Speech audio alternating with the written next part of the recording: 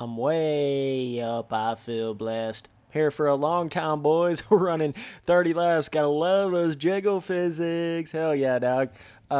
So wanted to come in here and do an actual 30 lapper rut tester video because I've never really done this before. And by the way, just letting some of you guys know, if you're ever having a bad day, if you ever feel like, wow, my life is going really shitty, like how did this happen? This is impossible. This is such bad luck, whatever. Well, let me just make you feel a little better about yourself. Yesterday, I came in here and made this entire video, 30 lapper, the whole freaking video, the whole 9 yards, and got in there and realized I didn't even hit the record button. So, if you're ever feeling bad about yourself, dog, like, I feel your vibe. It happens to all of us. Like, good God, man. Went in there and recorded this whole bad boy, top to bottom. You gotta understand, running a 30 lapper on anything takes a colder than a witch's titty minute anyways, as it is. And like, god dang, had to come back in here and remake it. So either way, this is the exact same track I was on, so I'll even be able to give you guys even more of a kind of what it does over time and stuff like that. Because now I will had ran 60 laps on this mother trucker here. Hell yeah. So that's where we're at here. Okay. But yeah, so I really wanted to, since they did that recent update and all that, and I'm pretty sure on most of these games, I know, like, pretty sure on Reflex, 30 laps is the maximum that you can do, and that it's the maximum you can do in this game. But with Reflex, if some of you guys don't know, which some of you hardcore Reflex fans do know, basically when you run like more than 20 laps on Reflex, it gets to the point to where the terrain deformation kind of starts going backwards in a way. Like, it gets to the point to where it like roughens up, and then it like starts going backwards, like it starts getting smoother and just gets smoother. And I don't know if that's really from like you're almost blowing out the rut that has been created from the terrain deformation, or if it's the whole, you guys know with Reflex how if you run enough, you make enough ruts on a track, or you spend enough time on a track with the terrain deformation, it'll eventually start erasing that beginning terrain deformation, right? And a good example of that is like if you get on any of those free ride tracks on Reflex and you just go start spinning chitties, like you start spinning donuts everywhere. Well, if you realize like eventually it gets to that point to where you start spinning donuts, and then the first donuts you were spinning start disappearing. They start going invisible. Like it starts sort of erasing that original terrain deformation so that it can continue to make the new terrain deformation. Don't know if that's exactly how it works in some of these more modern games. I just know Reflex definitely has some of that vibe where the old terrain deformation will get erased so that you can continue to make English, dog. Come on, Spence. You can do it, bud. Oh, shit. So this quad right here becomes a huck and a half. You got to hit the kicker on the left side there.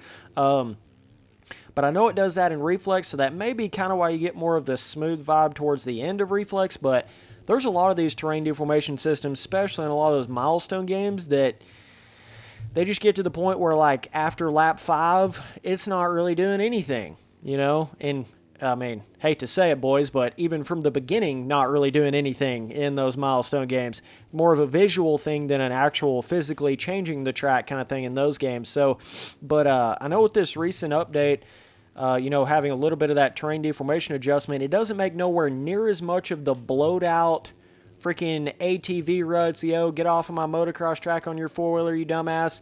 That kind of, you know what I mean? It was making more of those ATV completely blowed out. Like, there's a certain kind of ruts that dirt bikes make. They make more singular, individual, smaller ruts and stuff. So a lot of times these terrain deformation systems have a little bit of a difficulty capturing that.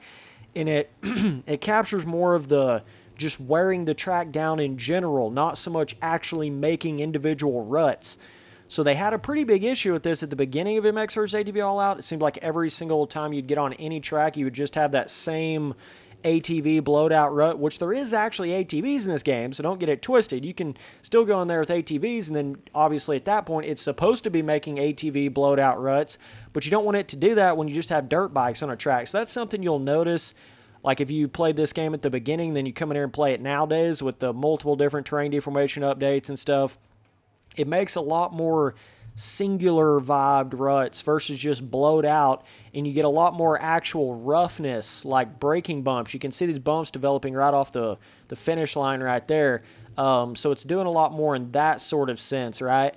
So that's one thing you notice has definitely been improved upon. But even to this day, I still feel like Reflex's terrain deformation system is just second to none. Like the way it's got that really, really nice balance between soft and hard. And even this game has a pretty nice balance between like a hard, sturdy rut and a soft, plushy feeling to it, right? Like even this game has a decent combination of that, but Reflex just had more of a, I don't know, man, just more of a natural rut-looking, feeling type thing going on with it to me.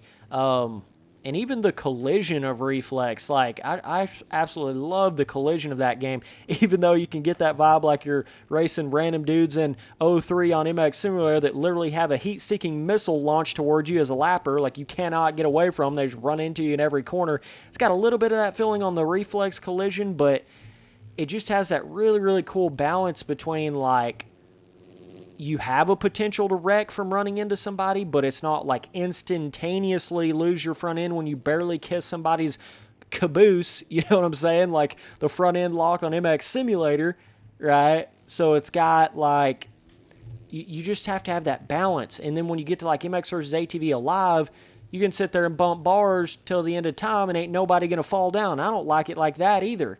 And I feel like All Out has maybe a little bit too much, not enough risk of crashing when running into somebody. There's a little too much bar banging going on here in this game. I feel like it can give it a super basic feeling when it's like that because you just run into somebody full ass speed or run into them in the air and nothing really happens, you know? Kind of loses some of the actual racing mechanic to it when there's not enough risk of popping off of the bike. So either way, we're a third through this race right here. And right there at the beginning of that whoop section, really starting to dig down right before the first whoop to where you can't just glide over the whoops as easily now. You sort of like, you slam that first whoop and then it sends you into jumping the whoops instead of, actually blitzing them. Now there's a pretty hardcore quad in to this rhythm and then a quad out and then pretty sure, I don't know if I've ever really actually hit it, pretty sure coming out of this corner you might even be able to quad into that if you can hit it just right, but you can definitely hit like the kicker that's being developed over here on this one rhythm. I'll show it to you guys here in just a second. You can definitely hit that, and it's going to give you way more lift off, right? It's going to give you a lot more lift off than you would be able to just normally get with no terrain deformation on it. So you do have to kind of think about what you're doing, but like right here, say a little bit more of a kicker to the left, and if you go to the right where everybody's been going, you're not going to have that lift off to hit that quad like that.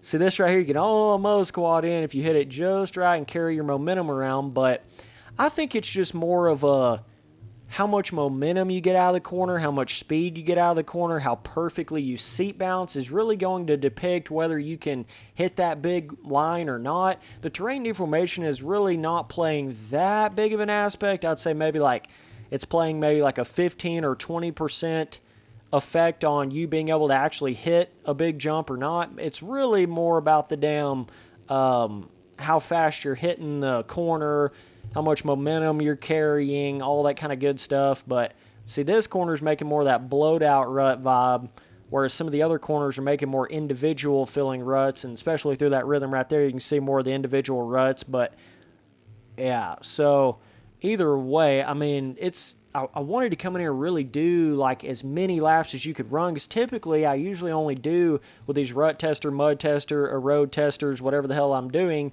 Typically I only do like 20 laps on a supercross track or 10 laps on a motocross track. Dude, could you imagine going in there on like Sandwick or some shit and doing like a 30 lap race? Oh my God. First of all, that would take a decade and a half to even do that.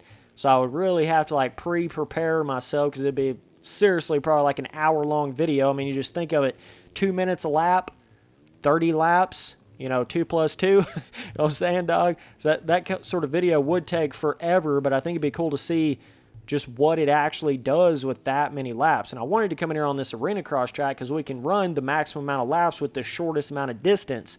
So you're getting, it's basically the best way to see the terrain deformation at its maximum potential or its maximum capability without having to run 10 trillion laps on something. Or I guess not 10 trillion laps, but 10 trillion the amount of time to run a lap. You know what I'm saying? Because an arena cross track is the shortest kind of racing you can do in this game. So you can get all of those bikes running in that same area over and over and over more quickly on this than you could any other kind of racing in the game, so you can really see what the terrain deformation is doing. But I feel like on these arena cross tracks, it's not really doing exactly the same kind of terrain deformation that it would be on like some of those more modern motocross tracks in this game. Like the Carmichael compound, some of those newer ones, you know, kind of how they designed a lot more of the pre-made roughness and stuff like that. I don't know if they have something on their arena cross tracks to where it kind of tones down their terrain deformation a little bit because they know that you're running over every part of the track so much quicker, so they don't want it to rut up just like ridiculously fast compared to some of the other ones that take a lot longer to even run a lap on. I don't know their exact positioning on that or how that works in the game, but it does feel like the terrain deformation is not on the arena cross tracks is somehow toned down a little bit. Like it's not, like for instance, if I went in there and ran 17 laps on like the Ricky Carmichael motocross compound or something, I feel like that would be way more fucked up than what this is. So you see kind of what I'm saying here. So we're past the halfway point. Got quite a bit of a roughness, starting to build a little bit of a kicker on that finish line jump right there. Got a little bit of a rut coming into this corner. And see, it's kind of getting to that point where I think if you hit the outside going into the whoops, you can skim them a lot better because you're not hitting that where it dug that whoop down so hardcore. Appreciate you, dog. Oh, he's like, God damn it, Spencer, you lapped me 35 times. I'm going to take it back out on you there. So, yeah. Oh, boy. I apologize, guys. When I get to making this long of a video, I'm like, my commentary kind of goes down the shitter hole, so you got to bear with me a little bit. It's kind of hard to keep things rolling when you're making some of these really, really long rut tester videos and stuff like that. But believe it or not, these rut tester, mud tester, terrain deformation tester, whole big series I basically created has been a really good series for me on YouTube. Like, it always seems to hold true, even though a game can be like a little bit older. It's like I can go in there and make a rut tester video and the shit will still be popping off like the game's brand spanking new. So it's just one of those like forever lasting sort of series. It's cool, and it's cool because it's different on every track. That's what kind of keeps it flourishing, right? It's different on every track, different on every game.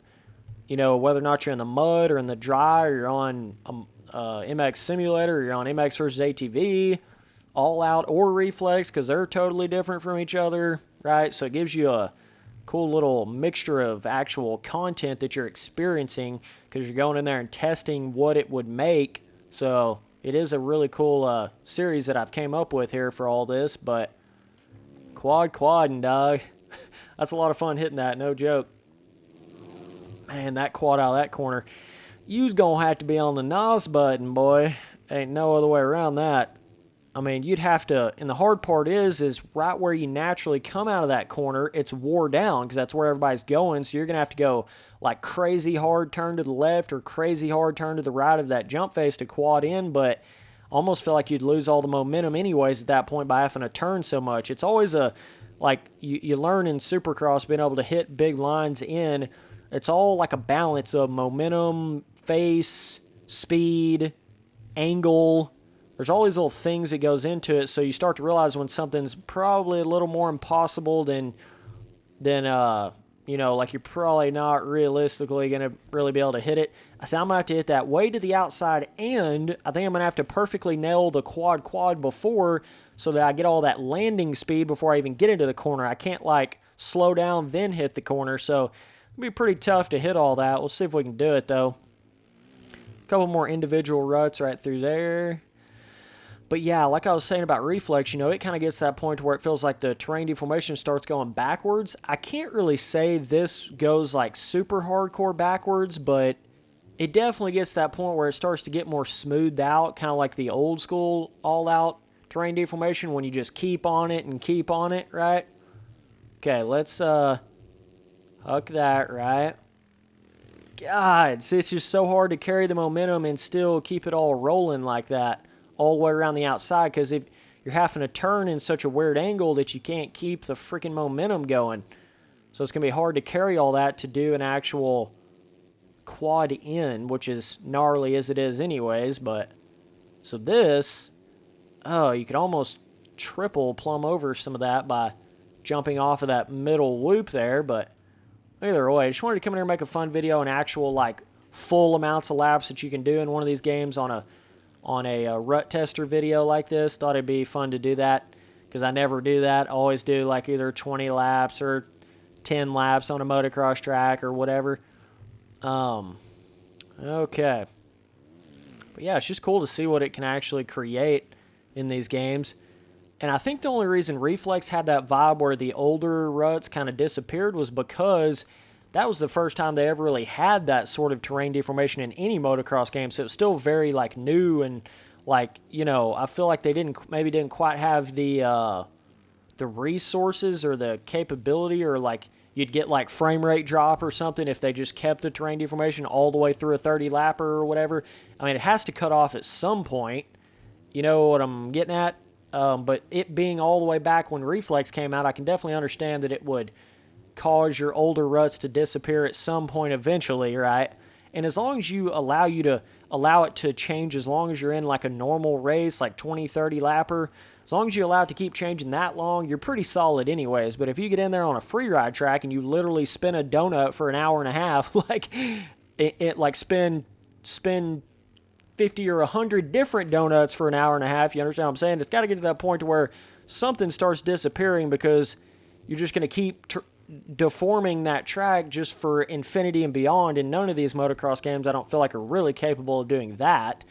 I know Reflex wasn't for sure, so either way.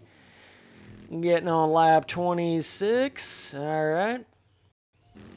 Okay, either way, dudes. Lap 27, sorry, had to get a thumbnail there. That's a little YouTube trick for some of you guys. It's hard to get a thumbnail of the actual road if you don't do it during the video, obviously, because then you end the race and then there's not the road, or the, say road like I'm playing MX Sim. Good Lord, stop you up the face. You know, you can't actually take a thumbnail of that certain thing in photo mode or whatever if you don't do it during the actual race itself. So you kind of got to cut the video and then do your thumbnail and then come back in here. So either way, whoa, can definitely get it going when you swing that wide right there. 2 more laps, dog. All right. Not gonna lie, my brain is freaking Play-Doh right now. Cheese, eggs, and potatoes.